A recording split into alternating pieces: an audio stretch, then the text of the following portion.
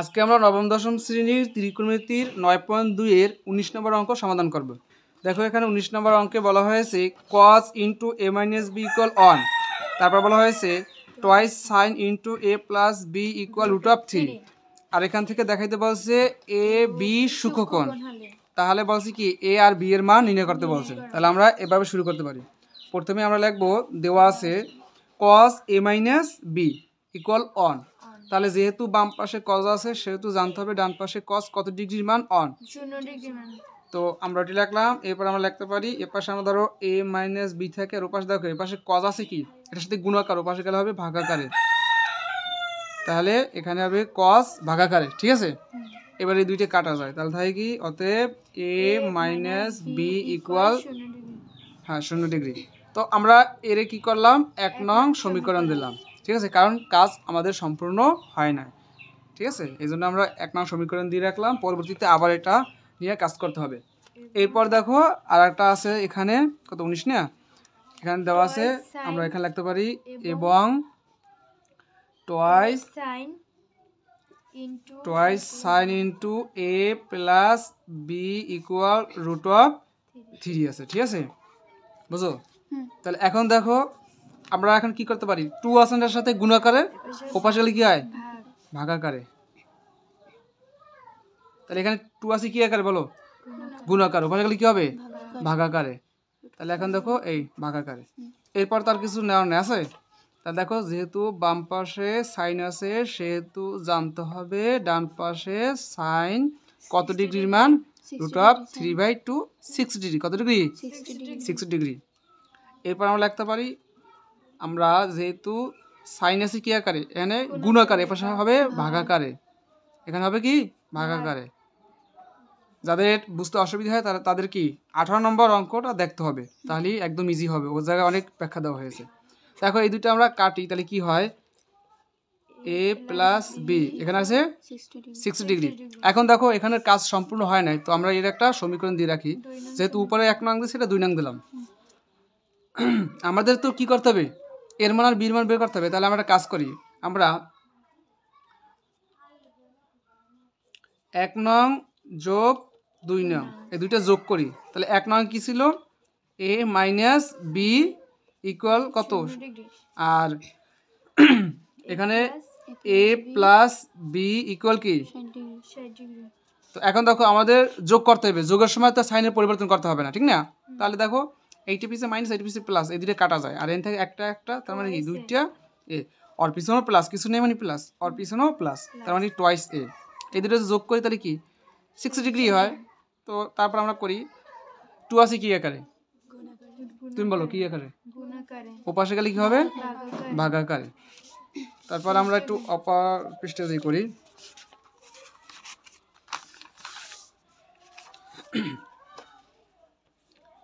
তাহলে যদি আমরা যদি ভাগ করি কত হয় 30 ডিগ্রি বা 30 ডিগ্রি, ঠিক আছে। তার মানে আমরা এর মান পেয়ে গেছি। এরপর আমাদের বি এর মান লাগবে, তার মানে আমরা করতে পারি কি এখন দেখো যেহেতু যোগ করছি এবার বিয়োগ করব, ঠিক আছে। তাহলে বিয়োগ যদি করি অথবা তুমি এই এর মানটা ঠিক আছে 1 নং বা 2 নং এ বসালেও কিন্তু পারো। তো আমরা বিয়োগ করি, একবার যোগ করে বিয়োগ করি। তবে বিয়োগের বেলা তো তোমরা জানো বড়টা থেকে ছোটটা বিয়োগ করতে হবে। তাহলে আমরা 1 নং থেকে 2 নং বিয়োগ করতে পারবো না, এটার মান ছোট। তাহলে আমরা করতে হবে কি 2 নং থেকে 1 নং বিয়োগ করতে হবে, এদিকে একটু খেয়াল রাখতে হবে খবরদার। তাহলে কি করবো আমরা এই যে 2 নং থেকে বিয়োগ করব 1 নং, ঠিক আছে। যোগের সময় সমস্যা নাই, বিয়োগের সময় বড়টা থেকে ছোটটা বিয়োগ করতে হবে। যেহেতু 1 নং এ ছোট মান তাহলে আমরা 2 নং থেকে 1 নং বিয়োগ করব।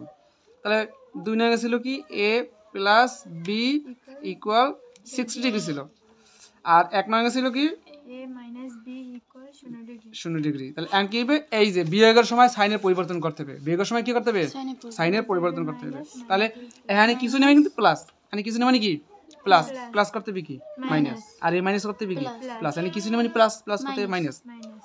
দেখো এইটা প্লাস এইটা মাইনাস মাইনাস কেটে গেল, আর এখান থেকে এটা প্লাস এটাও কিন্তু প্লাস, এই সাইন কিন্তু ধরা যাবে না। কেন ধরা যাবে না আমি গত ভিডিওতে বলছি। তাহলে এখন কি করতে হবে টুয়াইস বি, এখানে 60 ডিগ্রি থেকে 0 ডিগ্রি গেল থাকে কি ওই 60 ডিগ্রি থাকে।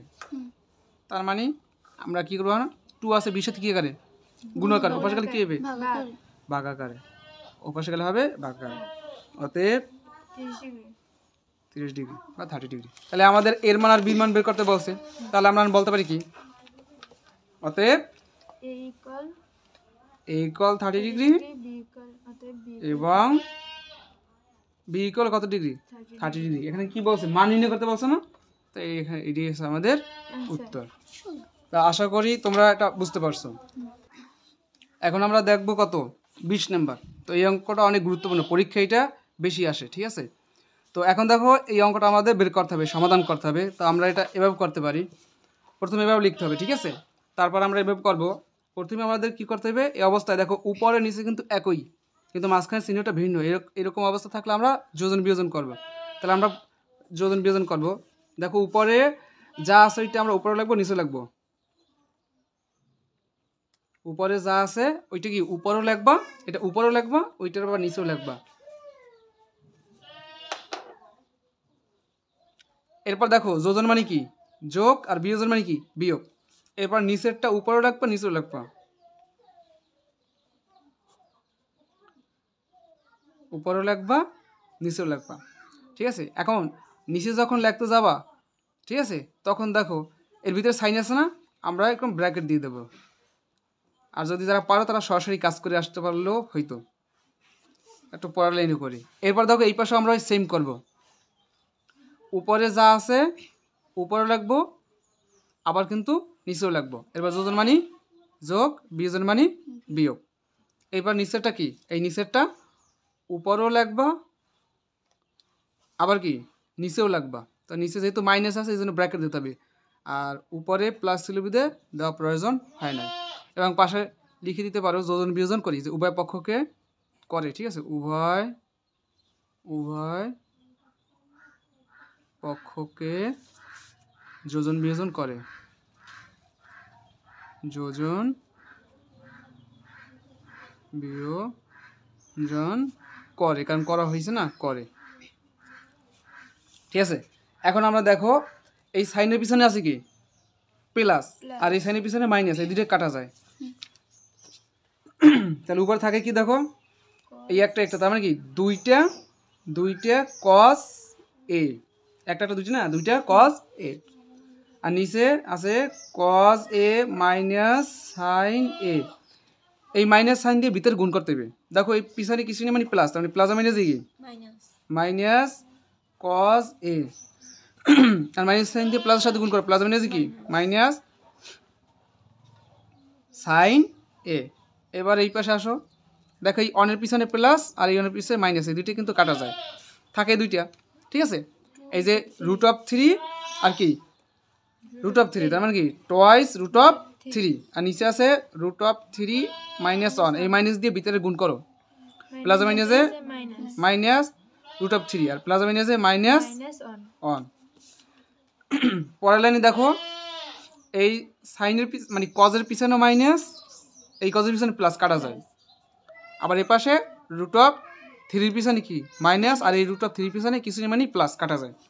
তাহলে উপরে রইল কি, উপরে রইল টোয়াইস